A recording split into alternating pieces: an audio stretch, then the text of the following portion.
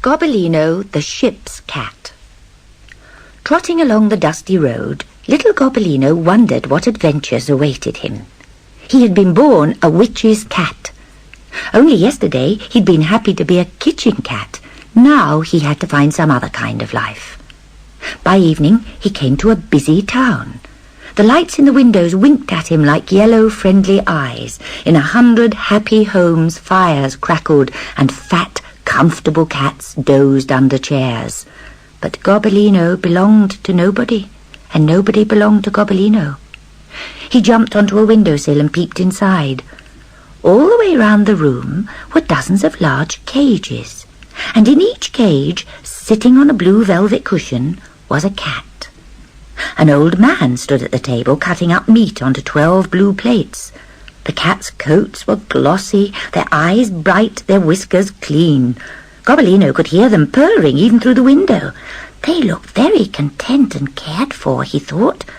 But nobody who has so many cats can possibly want another. The next minute, the door opened wide and a voice called, "Pussy, Pussy, pretty Pussy, come here." Oh, he really is calling me. The old man picked up Gobbolino and put him into an empty cage with a velvet cushion and a plate of meat. After a while, Gobbolino spoke to the cat in the next cage. "What are we all doing in cages?" "Don't you know?" she sneered. "You're a show cat now."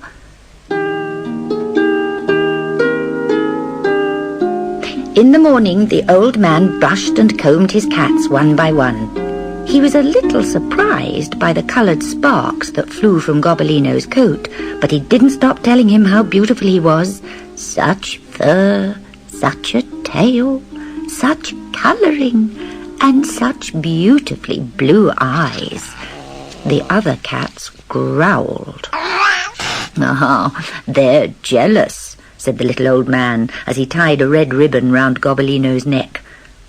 "What's all the fuss about?" Gobbolino asked the cat next door. "Don't you know?" she said scornfully. "Tomorrow is the cat show and we're all going."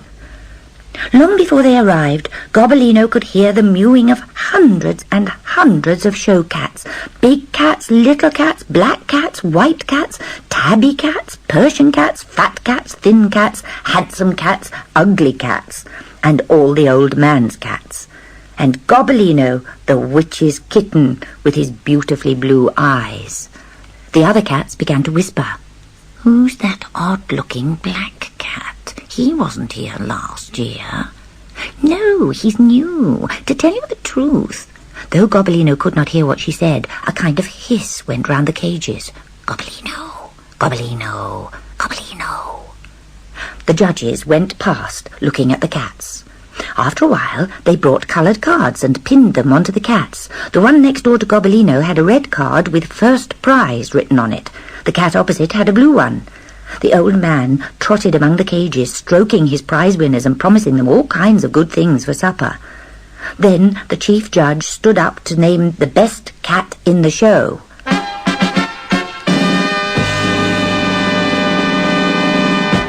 It was Gobbolino. For a moment there was a silence, then a hissing, then a spitting, then a yowling. The angry cats yowled on and on till one great roar arose from every cage. "Gobbolino is a witch's cat!" Round and round the cages ran the angry murmur. "Gobbolino is a witch's cat!" At the sound of the hissing and the spitting, the judges turned pale. "Why, oh why was I born a witch's cat?" said Gobbolino, cowering in his cage. "I don't want to win prizes. I only want a home. What's going to happen to me now?" The old man was told to leave at once and take his cats with him. Outside, he opened the door of Gobbolino's cage and dropped him into the road. "Miserable creature, be off with you. I don't ever want to see your face again." He put all the other cats onto his cart, whipped the scraggy pony, and galloped away in a cloud of dust. Gobbolino was not sorry to see them go. He'd not really enjoyed being a show cat, and living in a cage had become very boring. "I'm sure there's a home somewhere where I'll be welcome," he thought. Leaving the town far behind him, Gobbolino trotted south towards the sea.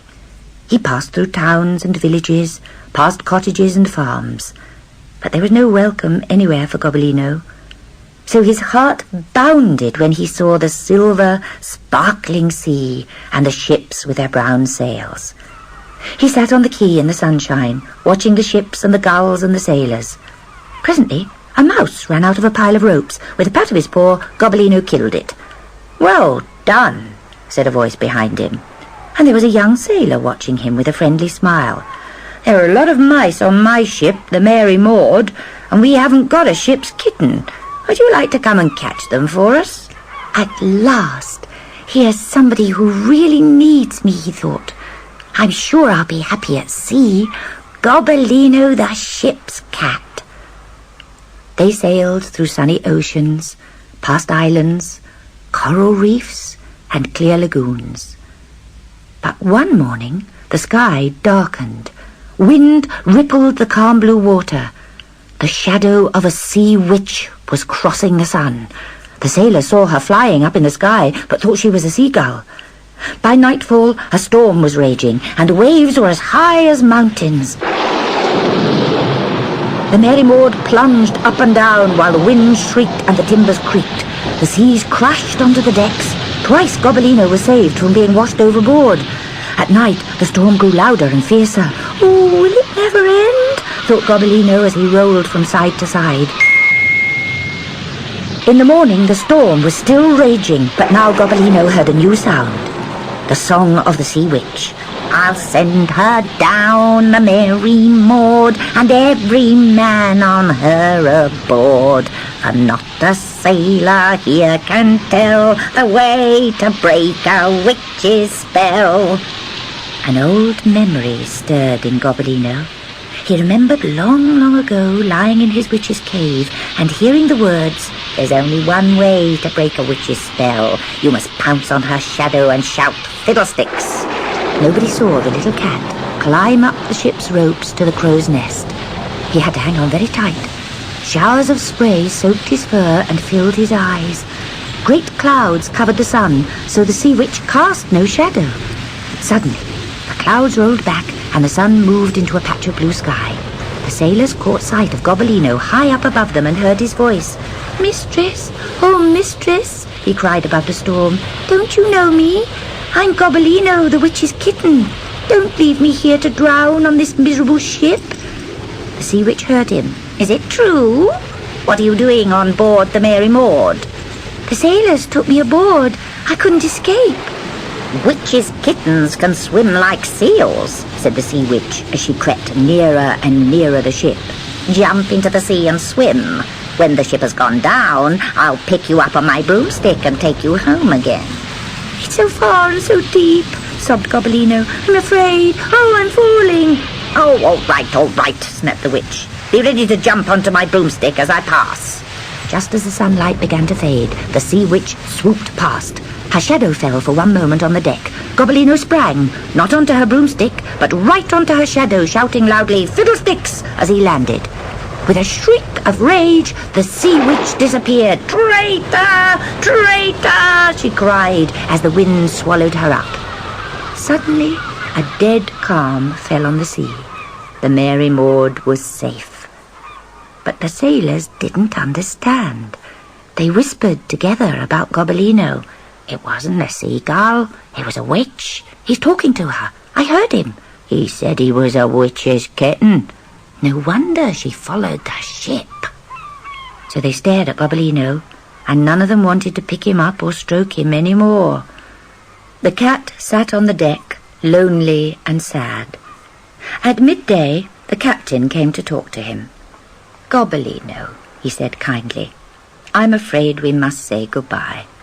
My sailors refuse to work until you leave. It's just unlucky to have a witch's cat aboard a ship." Gobbolino nodded, and the captain himself rowed the little cat ashore. The sailors gave Gobbolino a cheer, but he could not bear to look back and see the Mary Maud setting sail without him. So he hurried bravely along, thinking to himself, "Never mind. Someone is bound to want little Gobbolino soon."